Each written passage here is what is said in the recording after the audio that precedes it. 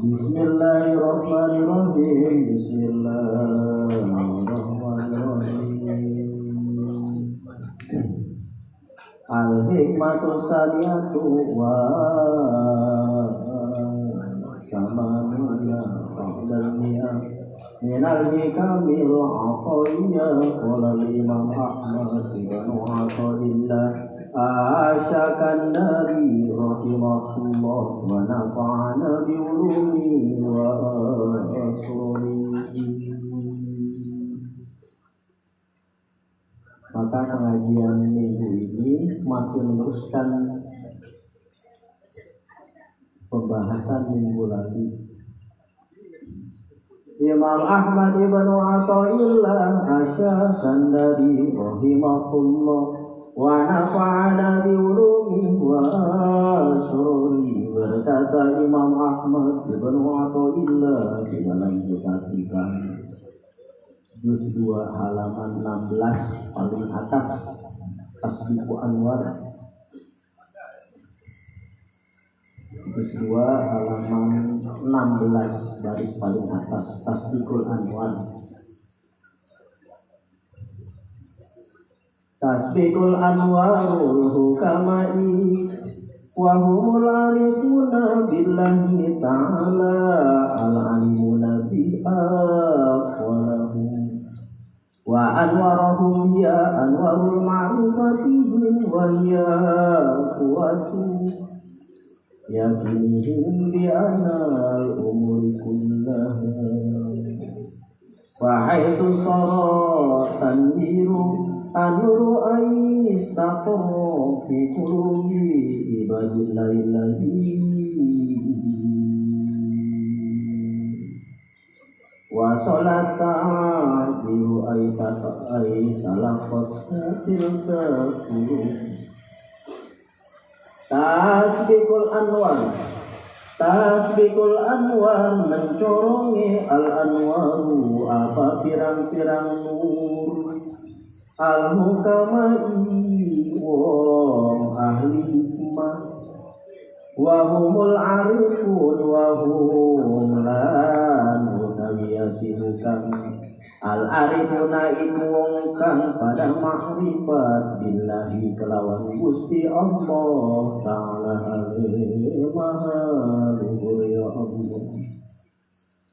Al alimuna tur pada ngerti bihi kelawan Allah aqwalahum ing pirang-pirang ucapane yasimu kama wa anwarahum lan pirang-pirang nur yasimu kama iya yasi aqwalahum anwaru ma'rifatihim niku pirang-pirang cahaya makrifat wajialan utawiyasi anwaru kuwatu iku kuat keyakinane yasibukan dia anwar umur kalawan setumune pirang-pirang perintah kuduha sekabeh Fahai susara maka sekira-kira dadi ay hasola tegese hasil tanwiru apa pirang-pirang nur ay nur tegese nur ay istaqarra tegese tetep apa nur fi qulubi ibadillahi dalam hati hambane Allah wa sholalan tumeka takdiru apa keterangan ayata laqasu tegese nerima ya si takdir tilka kulubi ing mengkonon yang konon pirang hati.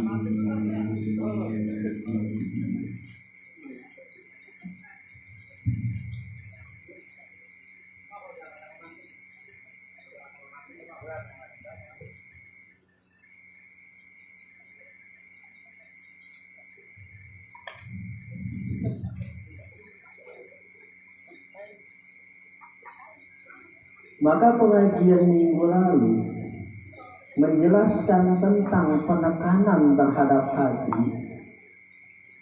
agar hati kita selalu terisi dengan cahaya-cahaya Allah. Bagaimana hati supaya terisi dengan cahaya-cahaya Allah? Maka perbanyaklah berzikir kepada Allah, perbanyaklah nangis di hadapan Allah, perbanyaklah introspeksi diri atas kesalahan-kesalahan yang pernah kita perbuat di hadapan Allah.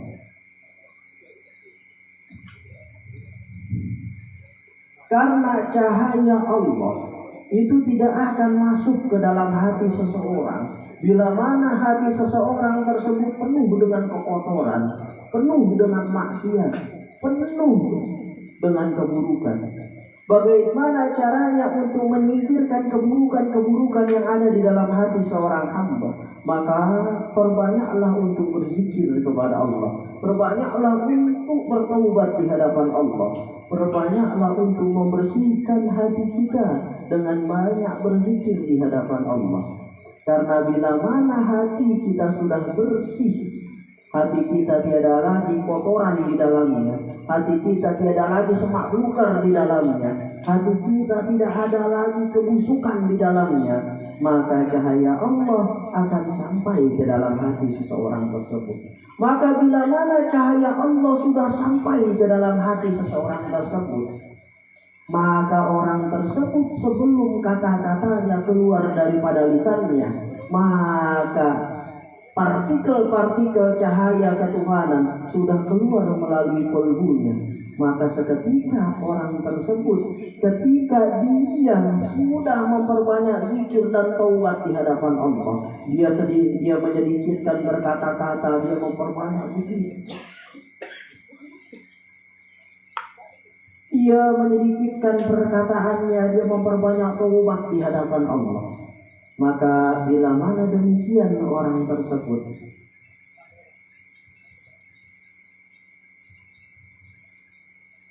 akan tasbiku anwarku kama aqwalahum wahai soratan wiru wa sholat ta'diru, maka akan memancarkan cahaya di dalam hatinya.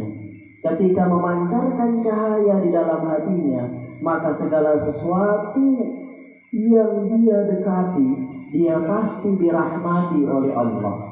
Maka pengajian minggu lalu, tasbihu anwarul hukamai aqwalahu wa haitsu sarra tanwiru wa sholat ta'biru. Tasbihul anwar al-hukamai aqwalahu wa haitsu sarra tanwiru wa sholat ta'biru. Cahaya orang-orang yang bijaksana, yaitu hukama, ketika batin dia telah tercurahkan, maka kata-kata mereka sampai ke lubuk hati pendengarnya. Maksudnya adalah annal arifina billah, sesungguhnya orang-orang arif. Siapa orang-orang arif? Adalah orang-orang yang sudah tidak terhijab antara dirinya dengan Tuhan. Bagaimana caranya dia supaya tidak terhijab dengan Allah? Dia senantiasa menangis di hadapan Allah. Dia senantiasa berzikir di hadapan Allah. Dia tidak memperhatikan manusia di sekitarnya.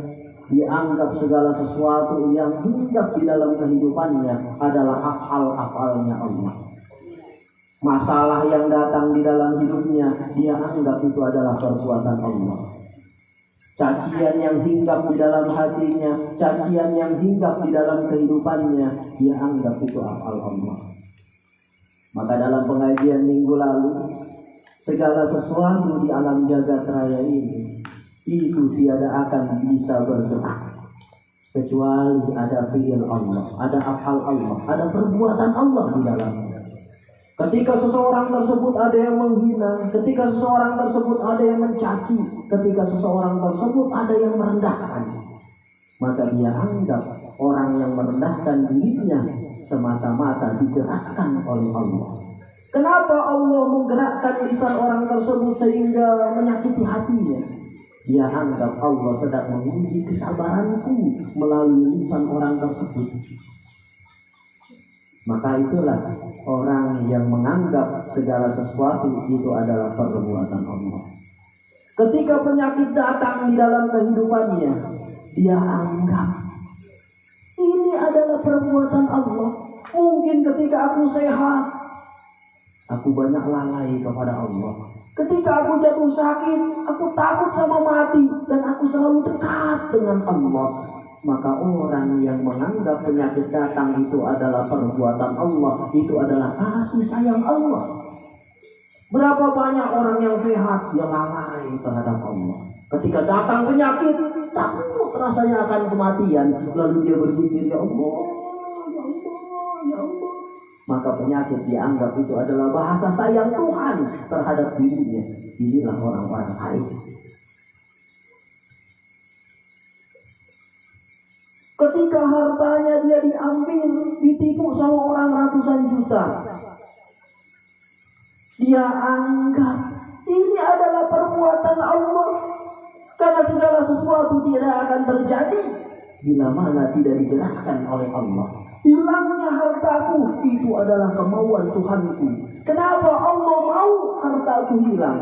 Mungkin ketika aku bergelimang dengan kenikmatan, ketika aku bergelimang dengan harta, aku jarang zikir kepada Allah. Ketika harta lepas daripada genggamanku, astagfirullahaladzim, ya Allah, ya Allah, mana boleh minjem, ya Allah, utang pajak belum kebayar, ini gimana ya Allah. Aku bisa dekat dengan Allah melalui hilangnya hartaku. Maka dengan hilangnya hartaku, ini adalah bahasa cinta Allah terhadap diriku. Aku mau Tuhan mau, Allah mau, aku lebih dekat lagi dengannya. Maka diambil harta, karena harta itu adalah hijab bagiku, yang mana dengan adanya harta aku tidak mendekat kepada Allah. Karena kesehatan adalah hijab bagiku, dengan adanya kesehatan aku lalai kepada Allah. Maka inilah orang-orang yang arif billah. Inilah orang-orang yang perilakunya seperti orang-orang arif billah. Siapapun bisa seperti ini. Tinggal mau apa enggaknya. Anal arifina billah. Sesungguhnya orang-orang arif, seperti yang tadi dijelaskan, yang sudah mengenal Tuhannya, fahmu alillah, dia paham terhadap perilaku Allah. Anhumil hukama, yang sering disebut sebagai hukama, bila mereka hendak memberi petunjuk kepada hamba-hamba Allah, tawajahahu ilallah bi qulubihim, mereka menghadapnya dengan seluruh hatinya, dengan seluruh kasih sayangnya. Mereka berharap kata-kata nasihat itu dapat dipahami oleh murid-muridnya, dapat dipahami oleh hamba-hambanya.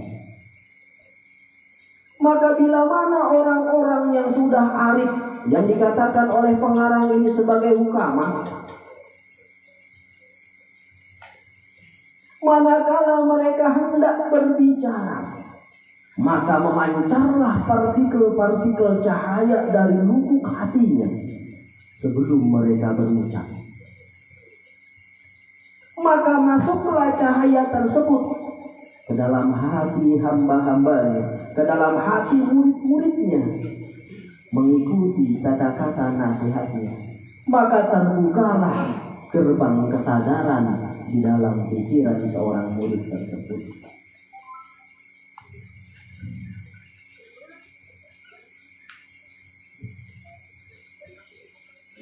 Jadi perbedaan antara orang yang senantiasa zikir kepada Allah, sebuah perbedaan antara orang yang selalu menangis ketika malam hari menghadapi Tuhannya. Dia memikirkan kesalahan-kesalahan dirinya, dia memikirkan maksiat-maksiat dirinya, lalu dia berpasrah ketika malam, dia menangis di hadapan Tuhannya, dia taubat di hadapan Tuhannya, dan dia memperbanyak zikir di dalamnya. Maka hati orang tersebut akan terisi dengan cahaya-cahaya Allah. Ketika hati seorang tersebut sudah terisi dengan cahaya-cahaya Allah, walaupun orang tersebut tidak berkata-kata, maka dari kulbunya itu keluar kepingan cahaya-cahaya. Maka disitulah orang-orang yang sudah arif billah di hadapan Allah. Ciri orang-orang tersebut sudah arif billah,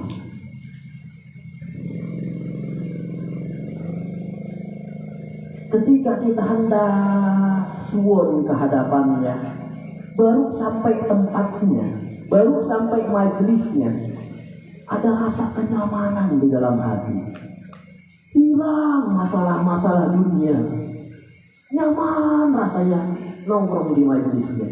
Inilah salah satu tanda bahwa yang mempunyai majelis tersebut sudah memangku makom arif billah. Kenapa? Karena orang-orang yang sudah memangku makom arif billah, tasbihul anwar hukama, walaupun dia tidak berkata-kata, andai pun dia berkata-kata, maka keluar dahulu partikel cahaya, dan partikel cahaya tersebut bisa memberi kesejukan bagi hati-hati yang panas, bisa memberi keindahan bagi hati-hati yang terbakar. Inilah bagaimana caranya supaya kita bisa demikian. Maka perbanyak zikir di hadapan Allah, perbanyak sholat di hadapan Allah, banyak sholat di hadapan Allah. Jangan sholatnya kata labil karamat, kita sholat karena mempunyai keinginan-keinginan tertentu. Maka dalam pengajian minggu lalu ini disebutnya orang yang masih terhijab di hadapan Allah. Jadi ketika kita zikir, jangan zikiran kita ini kata labil karamat, mengharapkan kemuliaan.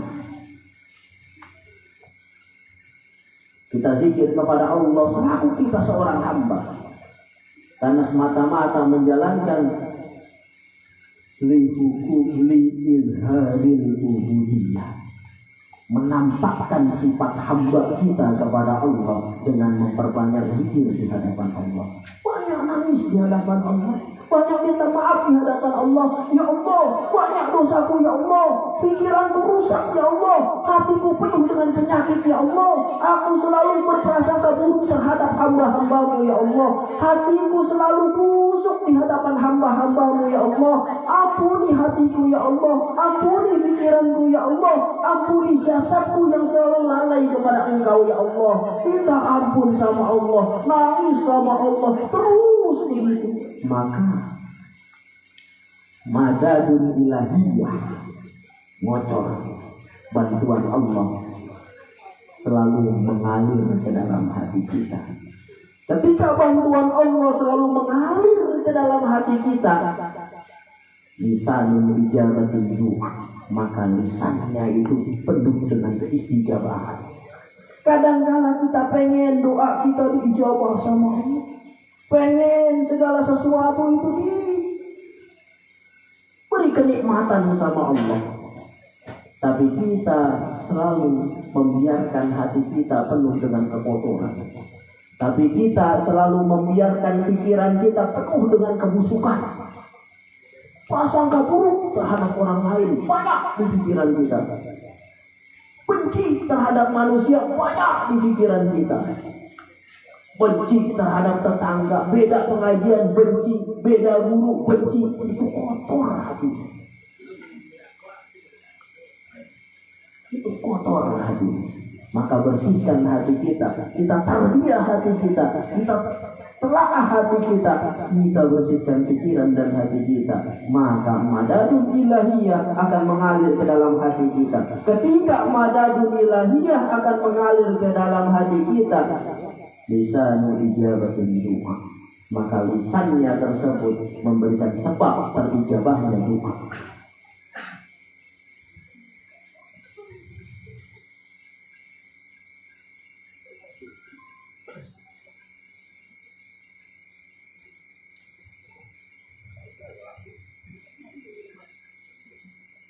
Maka hikmah ini merupakan pengkhususan daripada hikmah sebelumnya. Dalam hikmah dua minggu yang lalu disebutkan bahwa manusia itu terbagi dua kelompok. Satu kelompok adalah manusia yang senantiasa beribadah kepada Allah, senantiasa berzikir di hadapan Allah, senantiasa berbuat taat di hadapan Allah. Lalu dia menganggap dirinya telah berbuat baik kepada Allah. Ada kelompok manusia, satu kelompok di kolong langit ini ada dua kelompok manusia. Satu kelompok manusia dia senantiasa beribadah kepada Allah, tapi dia menganggap ibadah yang dia kerjakan di hadapan Allah ini perbuatan baiknya yang dia hadiahkan kepada Allah. Maka bila mana dia menganggap ini adalah perbuatan baiknya terhadap Allah, min ahlil hijab, inilah orang-orang yang terhijab daripada Allah. Jadi yang salah itu, kita sering ibadah, habis ibadah rasanya bangga karena kita telah berbuat baik sama Allah. Habis sedekah rasanya bangga karena kita telah berbuat baik sama Allah. Maka golongan yang mengikatkan hatinya dalam segi beribadah demikian, ini namanya min ahlil hijab, orang yang terhijab daripada Allah. Di mana dia terhijabnya? Dia mentiadakan Tuhan, seolah-olah dia mempunyai jasa terhadap Allah, padahal segala sesuatunya itu bergerak atas dasar kehendaknya Allah. Dalam konteks kita, andai tiada diberikan hidayah sama Allah, andai tidak diberikan taufik sama Allah, maka kita tidak akan mampu untuk sholat, kita tidak akan mampu untuk beribadah di hadapan Allah. Jadi pisahnya ibadah kita bukan ikhtiar kita, bukan usaha kita. Karena Allah beri hidayah, akhirnya aku bisa ibadah. Karena aku beri taufik, karena Allah beri taufik, hasilnya aku bisa ibadah. Jadi bukan perbuatanku aku beribadah, tapi perbuatan Allah. Maka disinilah wawailul lil musallin, celakalah orang-orang yang sholat. Bukan berarti orang itu sholat celaka, dalam arti dia menganggap ketika dia sholat, yang sholat itu adalah dirinya. Sedangkan dirinya itu tidak akan bisa sholat andai kata tiada hidayah di dalam hatinya. Maka ketika orang tersebut bisa beribadah kepada Allah, itu atas dasar kebaikan Allah. Bukti kebaikan Allah menyertai diri kita, kita bisa ibadah. Bukti Allah baik kepada diri kita, kita bisa zikir. Bukti Allah baik kepada kita, kita bisa sedekah. Maka orang yang menganggap ibadahnya ini bukan perbuatan dirinya, tapi ini adalah bukti kebaikan Allah terhadap dirinya, bukan kebaikannya terhadap Tuhannya, tapi kebaikan Tuhannya terhadap dirinya, maka orang inilah min ahlil hati wal ma'rifah, orang yang sudah terbuka antara hatinya dengan Tuhan.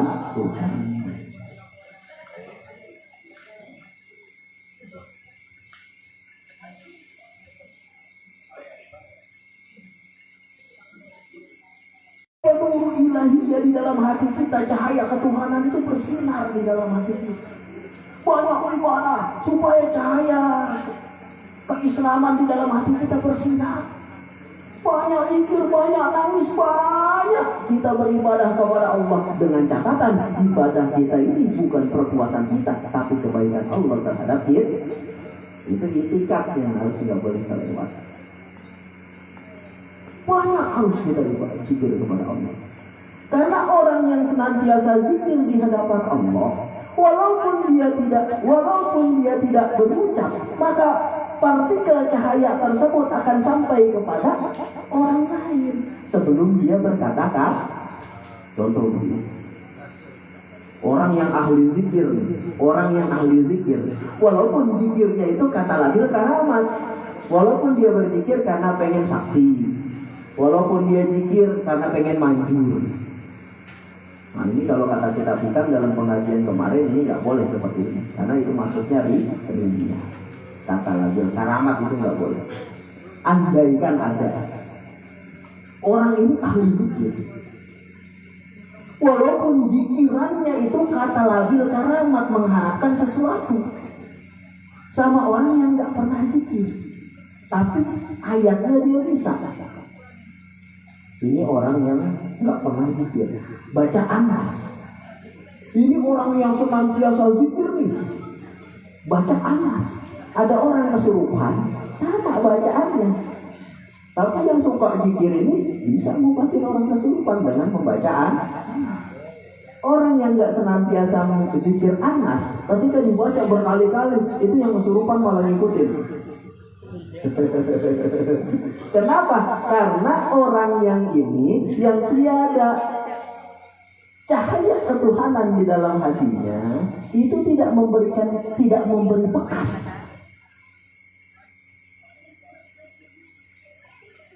Dan orang yang senantiasa zikir, ketika dia ngobatin orang kesurupan, sembuh tuh yang orang kesurupan.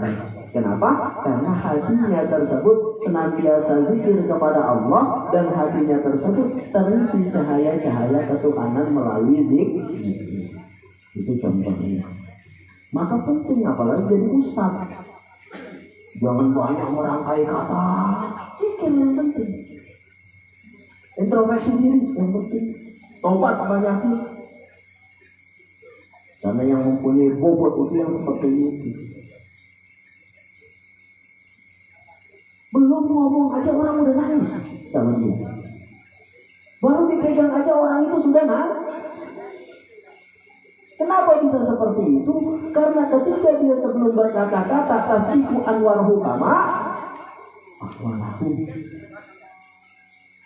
perkataan yang keluar daripada lisannya itu lebih dahulu sampai cahaya makrifat ke dalam hati pendengarnya.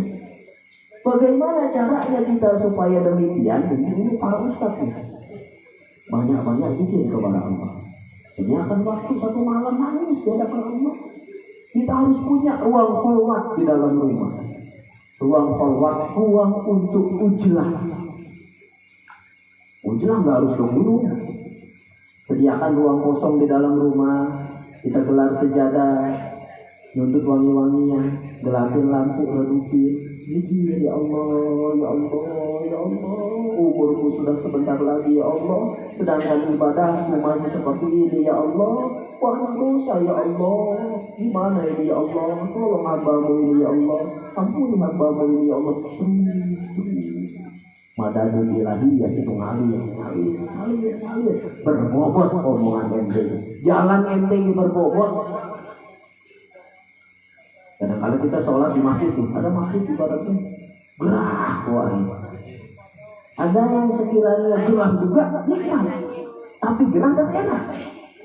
Ada yang adem itu masjid, pembawaannya beda-beda. Ini panas di masjid. Wah, dari parah ini. Panas ini. Oh, ini ada ini masih ternyata dari swadaya masyarakat.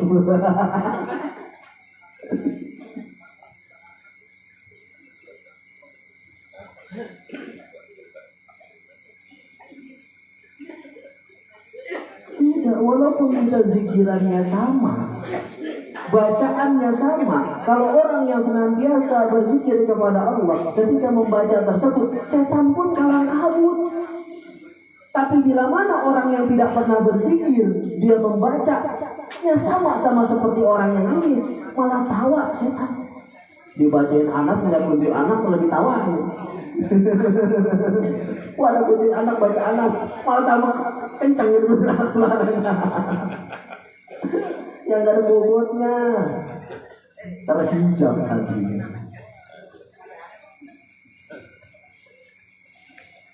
Banyak zikir.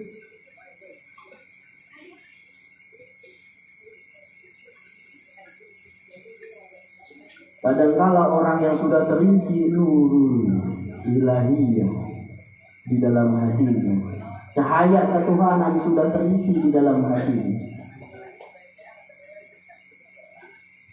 Sebelum mereka memberi suatu nasihat, maka cahaya makrifat yang ada di dalam hati mereka sudah masuk terlebih dahulu ke dalam hati pendengarnya. Kadang-kala baru sampai tempatnya, baru duduk-duduk di majelisnya, ada perasaan yang beda. Kita sampai di rumah ini banyak masalah. Ketika sampai ke majelisnya, kayaknya hilang itu masalah.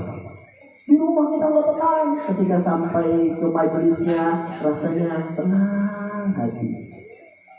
Bagaimana? Harusnya rumah kita seperti ini. Gimana caranya supaya rumah kita memberikan ketenangan di dalam kolbu kita?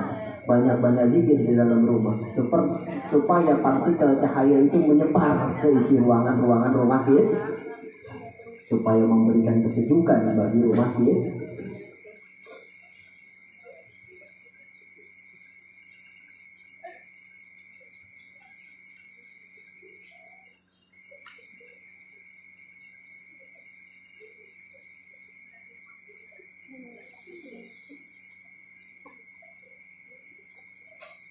Waliza tara rajulan yuzakirun nas bihududillah wala fi kalamin khafif bila ta'zini wala balik fayaka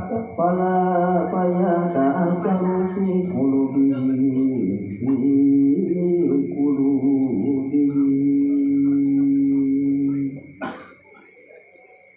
Oleh karena itu engkau lihat ada seseorang yang mengingatkan kepada manusia dengan hukum-hukum Allah. Walaupun dengan perkataan yang ringkas, perkataan yang biasa-biasa saja, perkataan yang tanpa dihiasi dengan sajak-sajak indah, perhiasan yang enteng yang keluar dari kalamnya. tapi berbekas di hati mereka. Walaysa dzalik illa bisababi nur allazi la ma'a minhu illa qulubihim.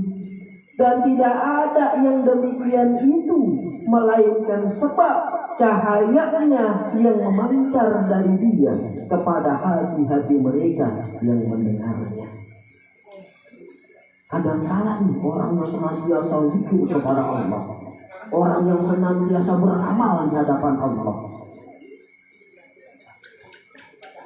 kita kan jarang, kita selalu mengoreksi orang lain. Jarang kita mengoreksi diri kita. Kita selalu mencari keburukan orang lain, kita jarang mencari keburukan diri kita. Kita selalu mencari kesalahan orang lain, kita jarang mencari kesalahan diri kita. Maka orang-orang yang senantiasa berzikir, dia selalu mencari kesalahan dirinya. Dia selalu mencari keburukan dirinya. Dia selalu mengoreksi keadaan hatinya. Maka orang inilah yang disebut orang arif.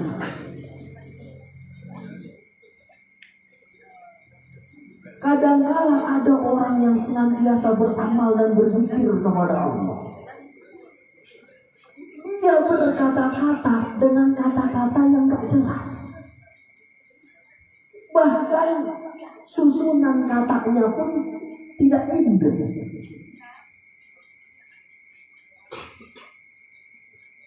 Tapi ketika dia berkata-kata dengan kata-kata yang sedikit tersebut, tapi bisa memberi bekas kepada pendengarnya, inilah orang-orang yang arif.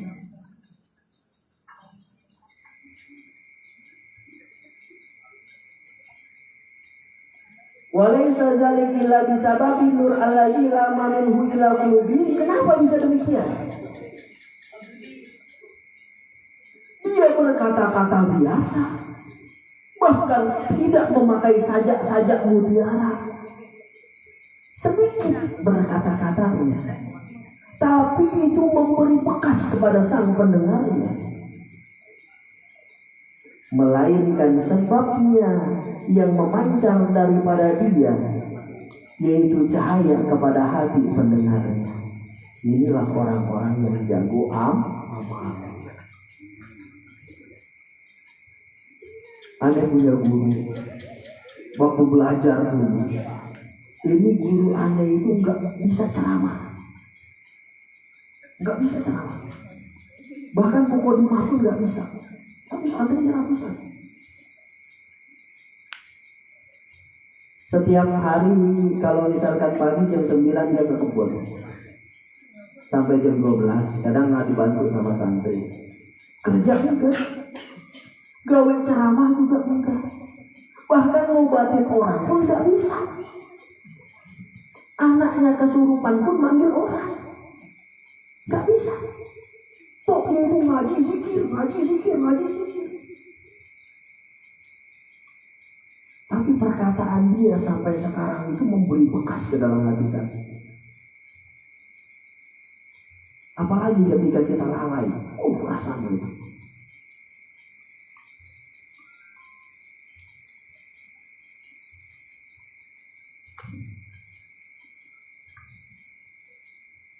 Kenapa bisa demikian? Karena memancar cahaya dan lubuk hatinya tersebut. Alhasil perkataannya tersebut mengalirkan cahaya kepada muridnya dan memberi bekas ke dalam hatinya. Maka zaman dulu ini dongeng, waktu aneh di Jawa itu mondok ada dongeng di Banyuwangi. Katanya atau dongeng-dongeng cerita masyarakat ini gak perlu dipercaya ceritanya. Cuma pesan moralnya aja yang harus kita telah.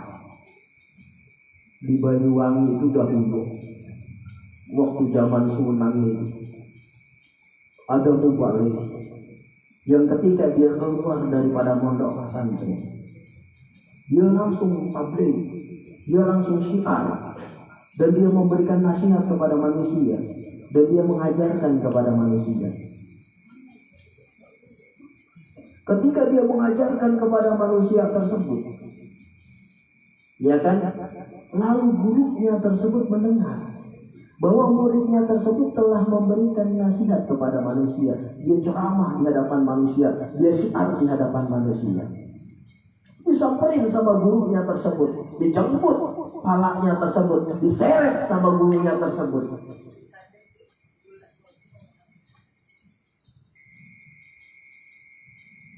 Belum waktunya engkau. Isi dulu sesuatu yang ada di dalam hatimu. Maka diseret sama gurunya tersebut. Ketika diseret sama gurunya tersebut, akhirnya dia dibawa ke atas gunung. Di atas gunung tersebut ada sebuah gua. Dia ditaruh sama gurunya di situ. Zikir. Kalau ente pengen dakwah, zikir. Kalau ente pengen syiar.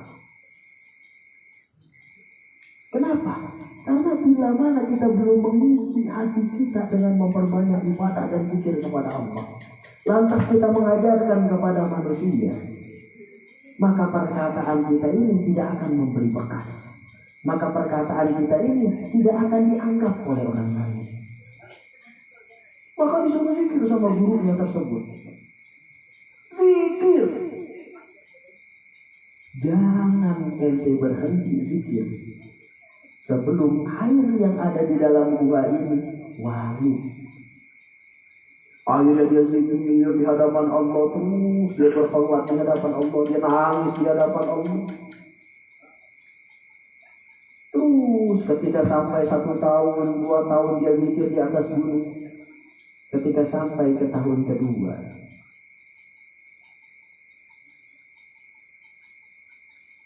ada raja. Raja tersebut anaknya sakit. Ketika raja tersebut anaknya sakit, akhirnya disayembara beraneka macam tabib datang ke hadapannya. Bila mana ente bisa menyembuhkan anak perawanku, maka akan kunikahkan engkau sebagai maharnya. Akhirnya berdatanganlah tabib.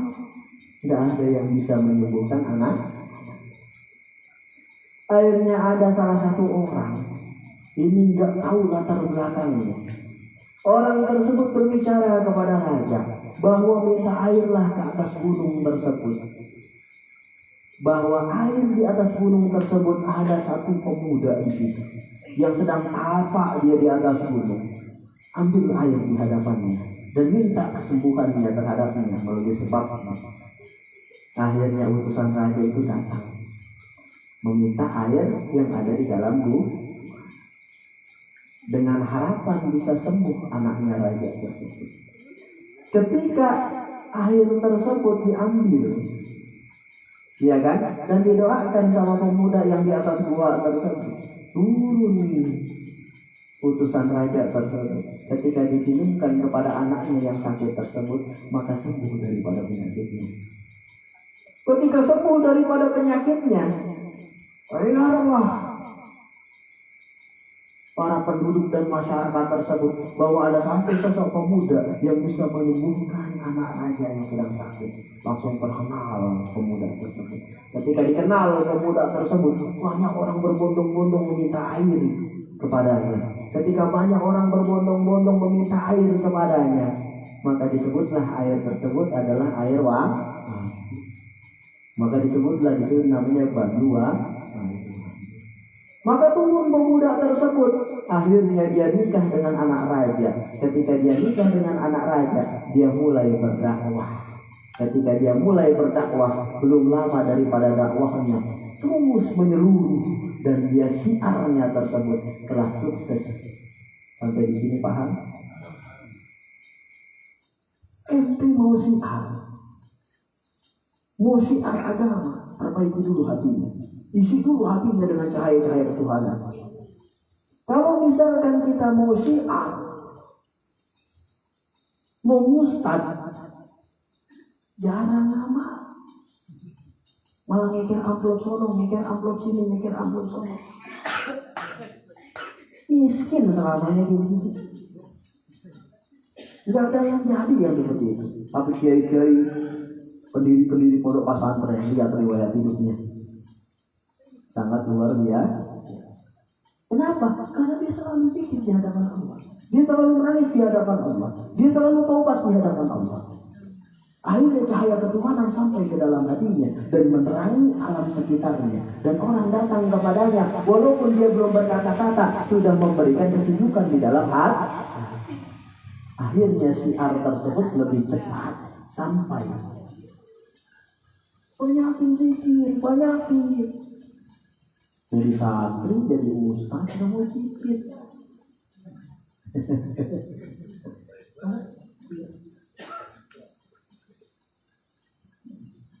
Nggak ada bobotnya, gitu, nggak ada bobotnya. Jadi santrinya nggak pernah tirakat. Jadi santri nggak pernah puasa. Susah yang seperti itu. Aneh puasa dulu, ini lagi tahadus binikmah. Ya, lagi menceritakan kebaikan. Mudah-mudahan nggak sampai ke dalam kesombongan. Aneh lagi jadi santri. Itu puasa 5 tahun, puasa terakhir. Ngamalnya setiap malam itu sholat 41 rakaat, sholat sunnah. 2 tahun dawa wudhu. Kalau orang dawa wudhu kan ibaratnya untuk ditahan-tahan sekali itu berobot sampai diselip pengen itu betul. 5 tahun. Zikir setiap malam la ilaha illallah 5.000. Itu kan jadi santri. Baca ayat 15, ayat 7 itu setiap habis sholat, baca hadirat setiap habis sholat. Itu kan jadi santri. Setiap malam sholat, tahajud, awabin, sujud iman, hibdil iman, witir, hajat, itu 41 rakaat. Selama 5 tahun puasa siang. Mondok di sono orang tua nggak tahu waktu itu, ya kan? Waktu dari Kerawang mana bukan? Diantarin nama ibu sampai terminal. Yang masih kecil itu rewel banget emak. Ya kan, apa nitipin ke supir, nitipin ke anu, siapa bayi dititipin orang yang bareng ke saya, dikasih alamat, mau kemana namanya? Ya gua ke Banten aja, sampai di Banten, cari deh bentar kiai gimana nih di sana. Sampai di sana, duit waktu itu 500.000, banyak 500.000. Satu pondok pesantren, satu pondok pesantren. Ketika sampai ke pondok pesantren nggak cocok. Ngablok ke kiai 100.000, 50.000 buat ngopi-ngopi sama teman-teman. Jadi 350.000. Dapat 2 bulan nggak cocok pengajiannya. Akhirnya pindah lagi. Ketika pindah lagi, sisa 350.000. Saya ngasih ke kiai 100.000, ngopi-ngopi. Dapat 2 bulan di situ, sisa dia 100.000. Waktu di terminal, ya kan, dikasih HP buat hubungan sama orang tua. Yang HP segini tuh zaman dulu kan ada HP kecil tuh, Cina, ya kan, coba bisa telepon doang. Sampai di Labuan waktu itu HP hilang, duit sisa 100.000. Ketika duit sisa 100.000, pindah lagi ke pondok. Duit yang 100.000 gua kasih ke kiai. Habis diledekin sama santri-santri yang lain gak ngopi. Santri baru itu tradisi kalau pondok-pondok pesantren balai rombeng itu ngopi. Ternyata ya santrinya itu luar biasa padar-padarnya. Kelompok-kelompokan. Ketika kelompok-kelompokan itu santri semuanya kelompok-kelompokan, ini udah habis. Mau hubungin orang tua gimana HP-nya? Sampai lebaran gak balik gitu. Pas awal, ya kan, santri kelompok-kelompokan semuanya, ini udah habis. Akhirnya apa? Pengen makan nih, pengen makan. Daun singkong, metik daun singkong direbus, tahu-tahu udah sampai garam, itu makannya. Selama berapa lama? Selama 1 bulan. Daun singkong pas 1 bulan, aneh pengen banget makan nama nasi. Kan santri biasanya kalau makan itu pakai daun pisang. Ya kan kalau minta ya gengsi, malu. Kelompok sono pada masak-masak. Ketika kelompok sono pada masak-masak, udah selesai masak-masak, jam 1 diintip.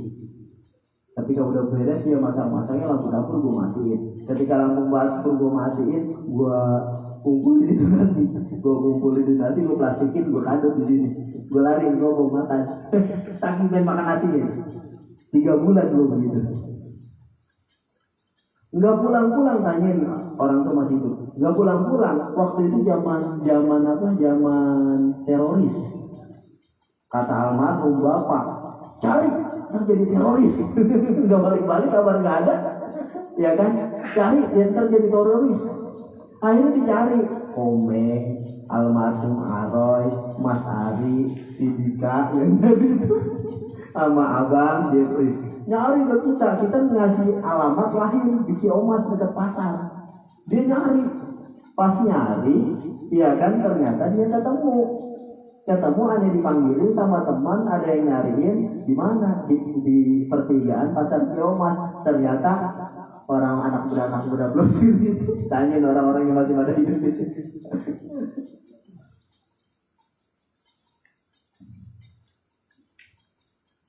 Akhirnya pada saat itu kita dikasih lah nomor telepon. Ketika dikasih nomor telepon, itu ngaji udah dalam, kita ngaji udah dalam. Selama mondok pesantren, duit kiriman dari orang tua aneh kasih semuanya begini. Lalu dulu itu suka sama lapar. Makanya kerak sama si Maul dulu yang Karawang. Terus setelah makanan bocah udah makannya lagi.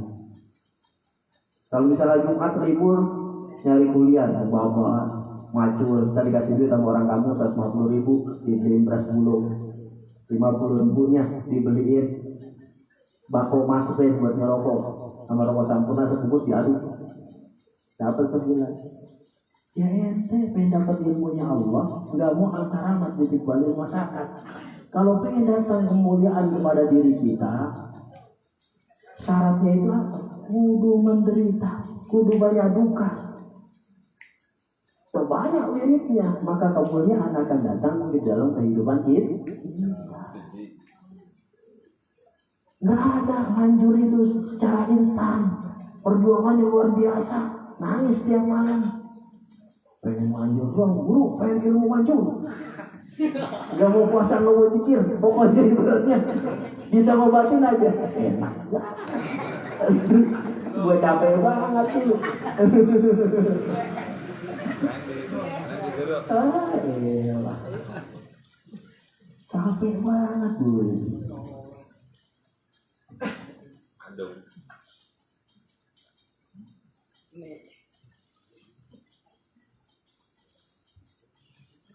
Jadi orang yang sudah dekat, kembali lagi ke pembahasan yang tadi. Walizatara rajulun yuzakirun nas bi hududillah. Jadi orang yang sudah dekat dengan Allah, ketika dia memberikan nasihat kepada orang lain, walaupun perkataannya singkat,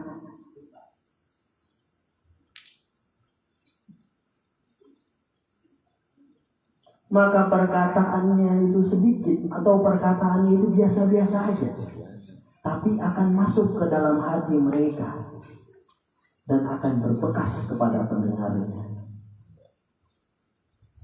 Dan sebaliknya perkataan dari orang yang terhijab dari Allah. Orang yang terhijab ini gak mau zikir orangnya, gak mau mendekat kepada Allah, gak mau nangis di hadapan Allah, gak mau beramal di hadapan Allah. Perkataan orang yang terhijab dari Allah, walaupun dihiasi dengan macam-macam perkataan, walaupun dihiasi dengan kalimat-kalimat yang indah, tetapi tidak akan bisa masuk ke dalam hati pendengarnya, karena mereka sendiri terhijab daripada Allah.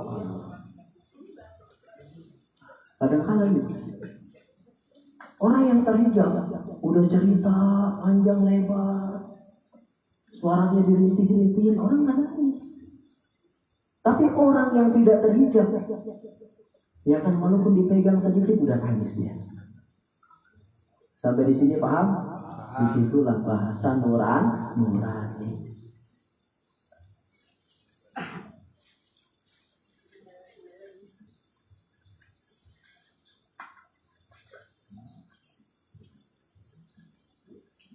Bahkan perkataan orang yang sudah tidak terhijab dari Allah.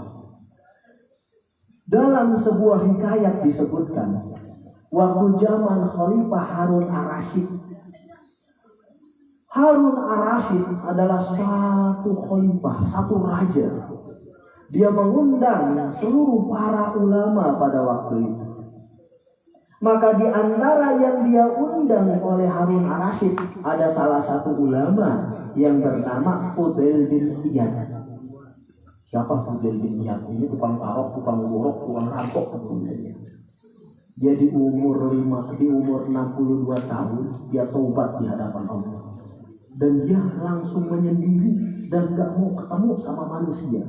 Dan dia zikir di hadapan Allah, nangis di hadapan Allah. Maka pada saat itu pula dia jadi ulama besar dan dia jadi wali besar pada zaman itu. Salah satu yang diundang oleh Khalifah Harun Ar-Rasyid, ada ulama yang bernama Fudail bin Iyad. Fudail bin Iyad diundang sama Raja Harun Ar-Rasyid. Fudail bin Iyad salah satu wali Allah yang sudah ma'rifat di hadapan Allah.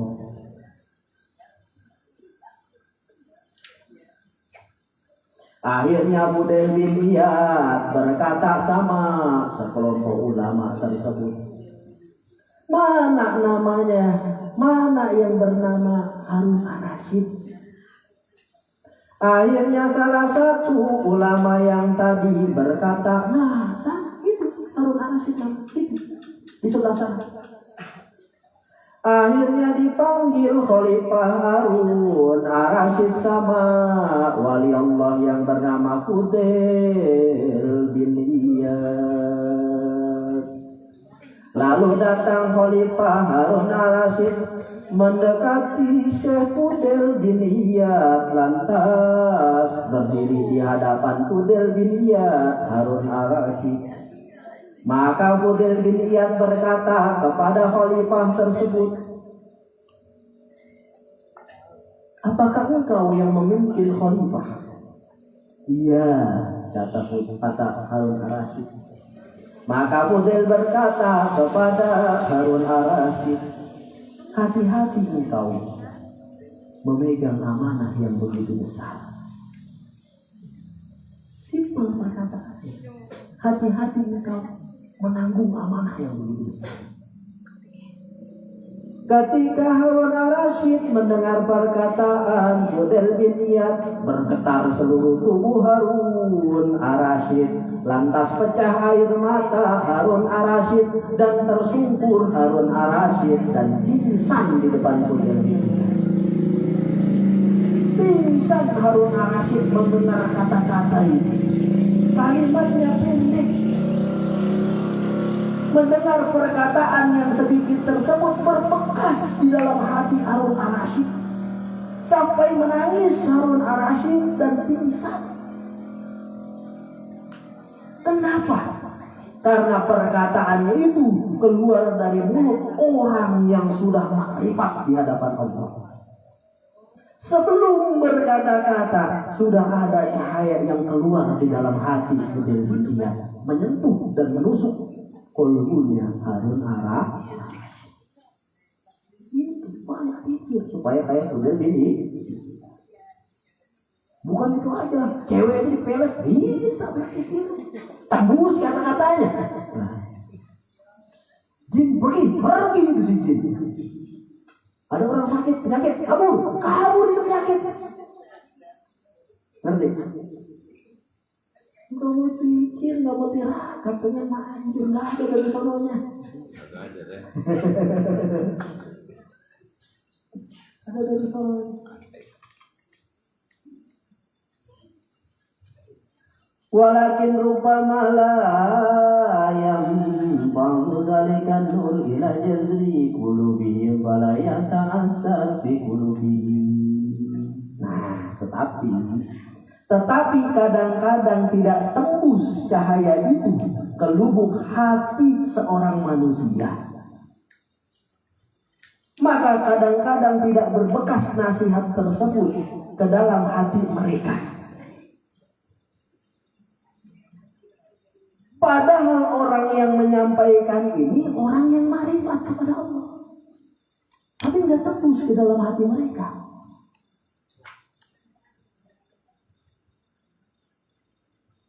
Padahal yang menyampaikan ini orang yang hatinya sudah bercahaya, yang memancar cahaya ke dalam hati orang-orang di hadapannya.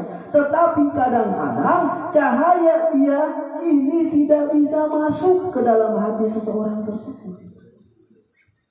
Nah, kenapa? Falam anna sababa zalik, ketahuilah bahwa sebab yang demikian imamautu qulubihim, ada kalanya karena mati hati orang tersebut. Mati hati. Ini mati semua hatinya kan. Ada kalanya karena mati hatinya. Kalau udah mati hatinya, mau setinggi apapun nasihat orang makrifat, itu gak akan bakal tembus. Au maratuha bi anwa ilam rod, atau sakit hati orang itu dengan banyak macam-macam penyakit di dalam hatinya.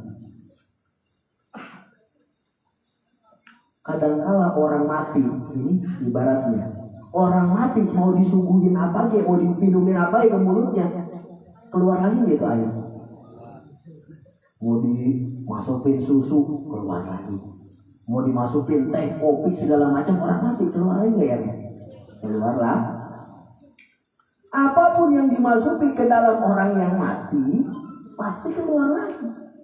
Jangankan orang yang mati, orang yang sakit, banyak penyakit ginjal ada, paru-paru ada, jantung ada, segala macam ada. Udah merintih, disetruk, ya kan? Disuguhin sop, keluar lagi. Disuguhin soto, dimasukin ke mulutnya, keluar lagi. Bisa dibubur, kadang-kadang bubur sedikit-sedikit, disekaligusin, keluar lagi di bubur. Begitu juga manusia yang hatinya mati, yang hatinya banyak macam-macam penyakit, nasihat apapun tidak akan mempan.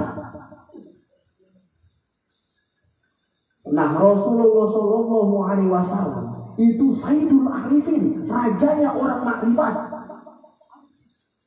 Tidak ada cahaya yang mengalahkan cahayanya Rasulullah.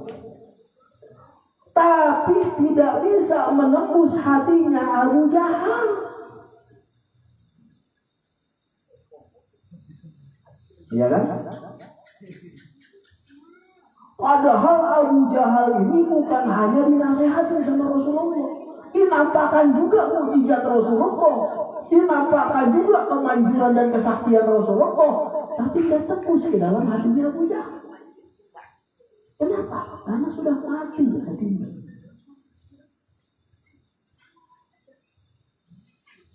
Tetap tidak mempan kepada Abu Jahal. Kenapa sebabnya? Karena mati hatinya Abu Jahal.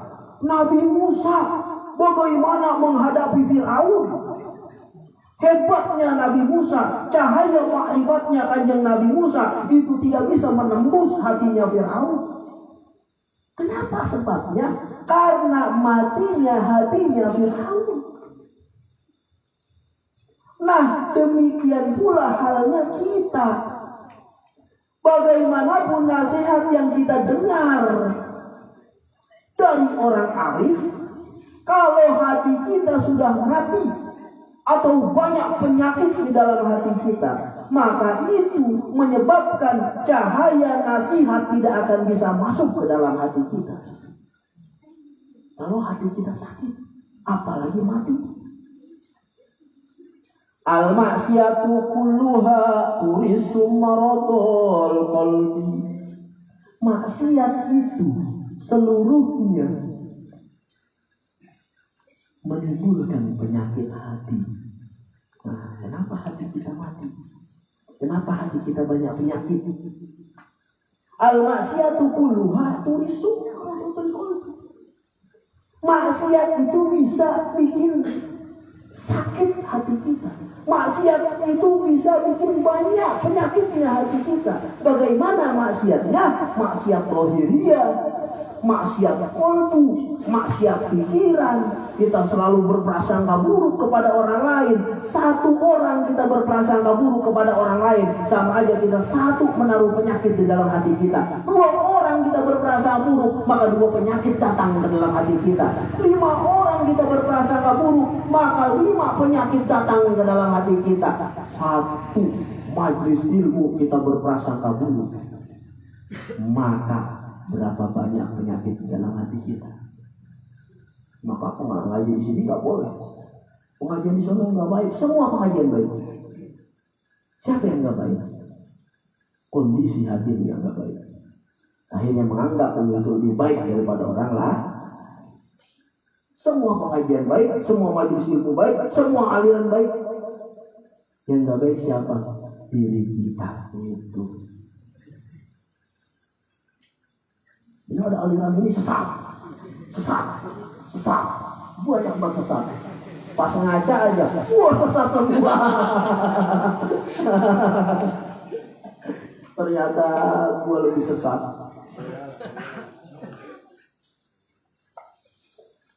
Ketika kita banyak maksiat, maka dari maksiat itulah yang menyebabkan penyakit di dalam hati kita.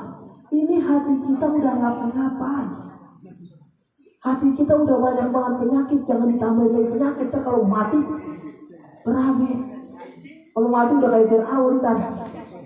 Kalau mati udah kayak Abu Jahal. Ayo hilangin maksiat hati kita, benci kepada orang lain, gedek kepada orang lain, isror, astagfirullahaladzim. Walaupun kesel sama orang itu, nggak apa-apa, isror aja. Ya kan? Isror aja. Karena kan Rasulullah itu udah ngajarin kepada kita. Kalau dapat musibah, kita bilangnya astagfirullahaladzim. Dapat nikmat, subhanallah, alhamdulillah. Maksiat pikiran mulai bersihkan, maksiat hati mulai bersihkan, maksiat badan apalagi harus kita hindarkan. Supaya apa? Supaya hati kita tidak banyak penyakit. Ketika hati kita tidak banyak penyakit, maka nasihat dari orang arif pasti tembus ke dalam hati kita. Ketika hati kita banyak penyakit, Nabi pun ada di depan kita, nggak bakalan mempan. Ngerti? Udah mati hatimu.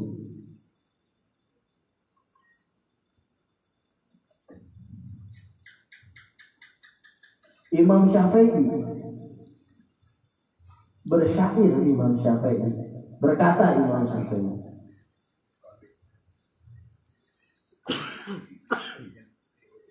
Sakautu ila wati iswaluji. Itu Bahar yang tahu lagunya. Sakautu ila wati iswaluji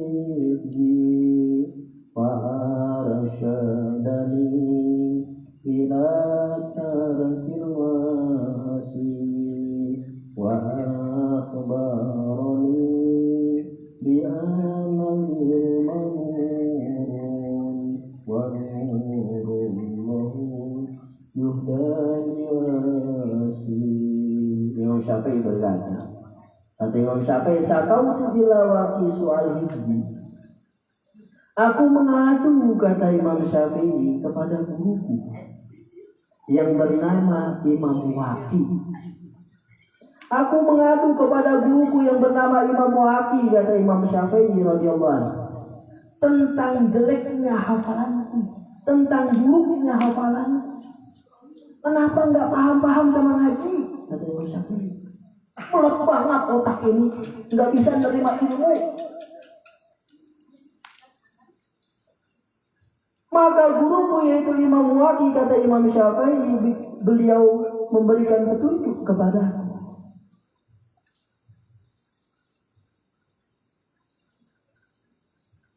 Wa arsyadani ila tarkil ma'asi. Tinggalkanlah maksiat.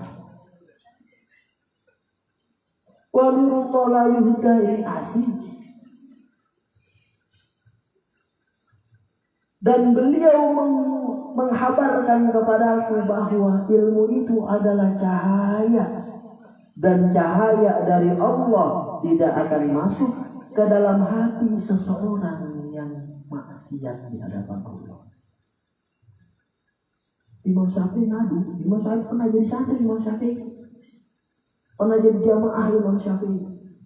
Kenapa ilmu susah? Paham. Susah tenang ketika zikir. Susah nikmat. Kenapa zikir susah nikmat? Akhirnya kata Imam Waqid, tinggalkan maksiat. Tinggalkan maksiat. Karena ilmu itu adalah cahaya Allah. Cahaya Allah tidak akan masuk ke dalam hati seseorang bila mana senantiasa maksiat di hadapan Allah. Itulah. Ini mah jikiran gak nikmat, salahin jikirnya. Kan di mati sono mah jikiran kurang enakan. Di majlis sebelah sono mah kalau jikir rasanya gerah baik, berisang atau kondisi hati lu. Ya, kenapa? Karena banyak maksiat. Akhirnya ketenangan, ketentraman, kenyamanan itu nggak masuk ke dalam hati kita. Cahaya orang arif itu nggak masuk ke dalam hati kita.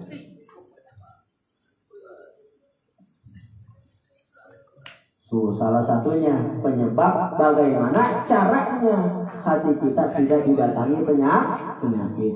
Hindari maksiat pikiran, hindari maksiat hati, dan hindari maksiat badan.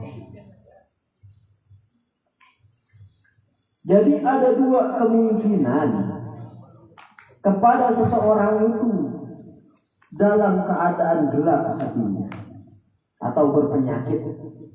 Satu kemungkinan bahwa orang yang memberikan nasihat kepada orang ini dia masih terhijab dari Allah. Itu pengajian yang tadi. Itu satu kemungkinan bahwa orang yang memberikan nasihat kepada dia, orang tersebut masih terhijab daripada Allah. Dan kemungkinan yang kedua,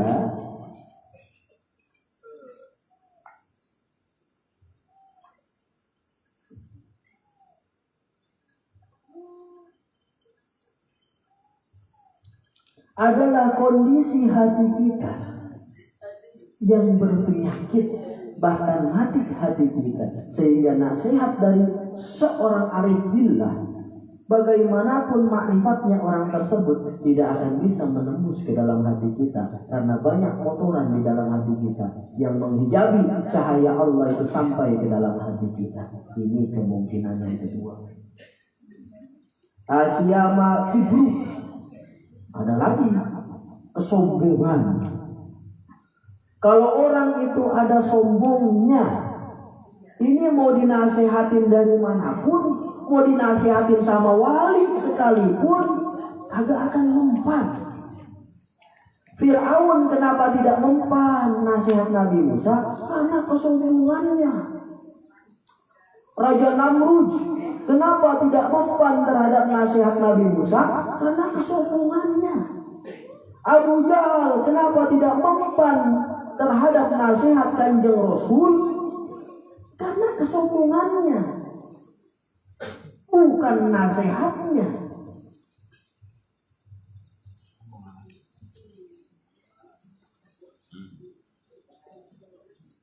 Karena kesombongan yang besar di dalam hatinya. Bila mana kesombongan dalam hati kita, ilmu macam apapun tidak akan masuk ke dalam hati kita. Sampai-sampai Allah berfirman. Allah berfirman di dalam Al-Quran, Sa'asrofu an ayatiya lati allazina yatakabaruna bil ardi bighairi haq, kata Allah.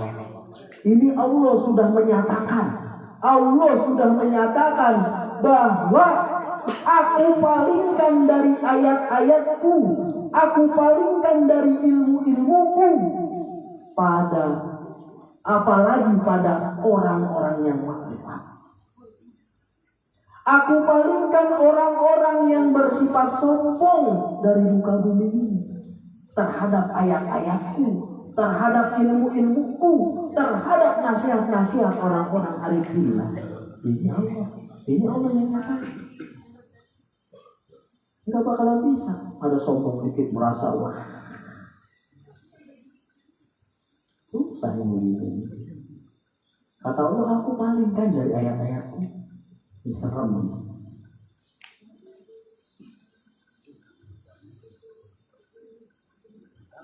Dan pula ada lagi yang menghijab, yang menghalangi datangnya cahaya ke dalam hati kita itu adalah riya. Orang yang menuntut ilmu bukan karena Allah, ilmu tidak akan mau masuk ke dalam hatinya. Orang yang hadir di majelis ilmu bukan karena Allah, maka cahaya Allah tidak akan bisa menyentuh hatinya. Hati-hati. Datang ke majelis ilmu pengen kaya, nggak bakalan kaya. Datang ke majelis ilmu pengen kaya, nggak bakalan kaya. Datang ke majelis ilmu pengen lunas hutang, nggak bakalan lunas hutangnya. Tapi kalau misalkan dia datang ke majelis ilmu karena Allah, pasti dirizkian sama Allah. Tapi kalau dia datang ke majelis ilmu pengen lunas, dia datang ke majelis ilmu karena Allah, pasti lunas hutangnya. Karena janji Allah itu tidak akan bohong. Janji Allah nggak bakalan bohong. Tapi kalau ikat hati, datang dari rumah ke majelis ilmu pengen manjur, nggak bakalan manjur. Ke majelis ilmu pengen sakti, nggak bakalan sakti. Ke majelis ilmu pengen kaya, nggak bakalan kaya. Tapi bila mana kita melangkahkan kaki dari rumah, saya niat ngaji karena mencari ridho Allah. Saya datang ke majelis ilmu mencari ridhonya Allah. Niscaya Allah akan goniyan dihi dalam pengajian kemarin. Pasti dikayakan dia dengan Allah. Azizan dihi, pasti dimuliakan dia dari Allah. Karena dia mengharapnya hanya kepada Allah. Umpamanya, kalau misalkan begitu nggak kaya-kaya, kasihan dulunya. Nanti, karena Allah, baru di situ janji Allah nggak bakalan bohong.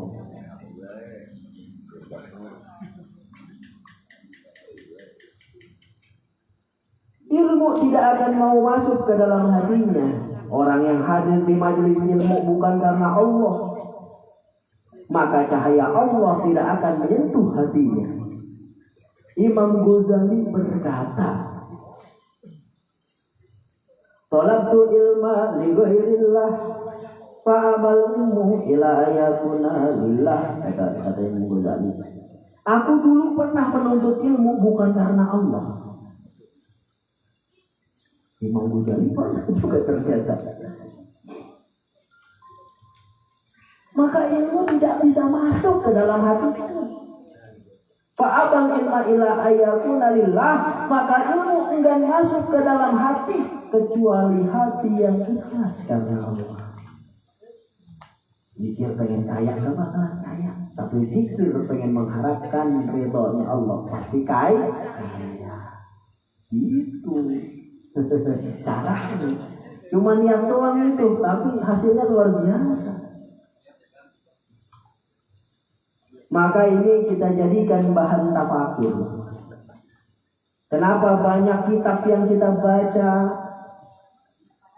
kita seringkali mendengar nasihat daripada macam-macam ilmu, dari beraneka macam ustaz, tapi kita masih jauh dengan Allah. Padahal setiap pagi ada kultum, sore ada kultum di TV, ke majelis ilmu unggal minggu, ya kan, di mana-mana ada pengajian, ustaz di mana-mana banyak, majelis ilmu unggal pojok. Tapi keadaan diri kita masih jauh sama Allah. Jangan disalahin itunya, salahkan diri kita. Mungkin karena hati kita ini yang kotor. Mungkin karena hati kita ini yang kotor, sehingga cahaya Allah tidak akan mau masuk ke dalam hati kita. banyak zikir, banyak sholat. Sholat itu as-sholatu mahallun minal-hajat. Sholat itu adalah altar, tempat terbaik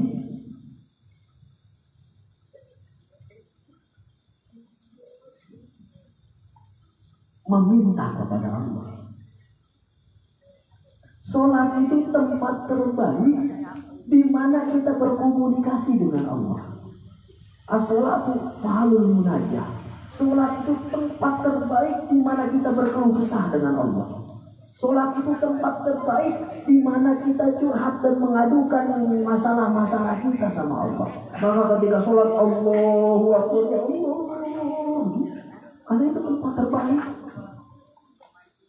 Kenapa? Kadang-kadang kita sholat Allah hambri rasanya. Iya kan? Pikiran ngalor gitu.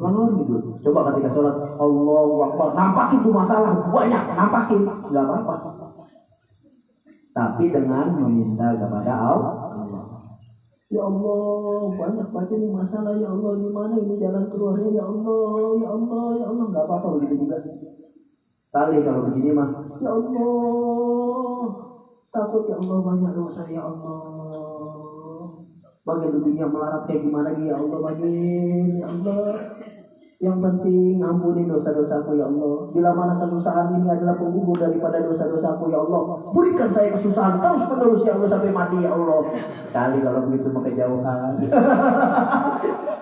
Enggak apa-apa, sholat malam munajat.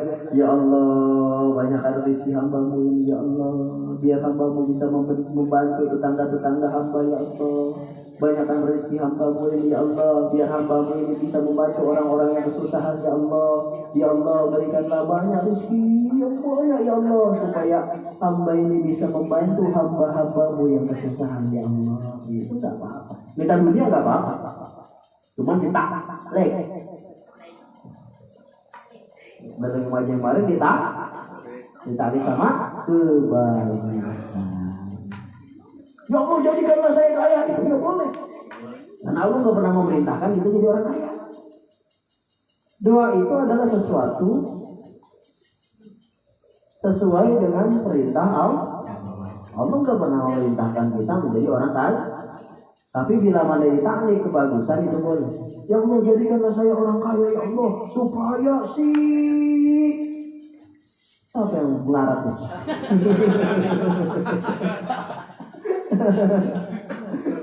Jadikanlah saya orang kaya ya Allah, bisa saya bantu ya Allah. Ya Allah, jadikanlah orang yang saya kaya ya Allah, kaya raya ya Allah, supaya tetangga-tetanggaku semuanya bisa saya bantu semua ya Allah. Ini nggak apa-apa. Karena membantu Allah itu adalah perintah Allah. Ditaklik dengan kebagus. So, pada pertanyaan?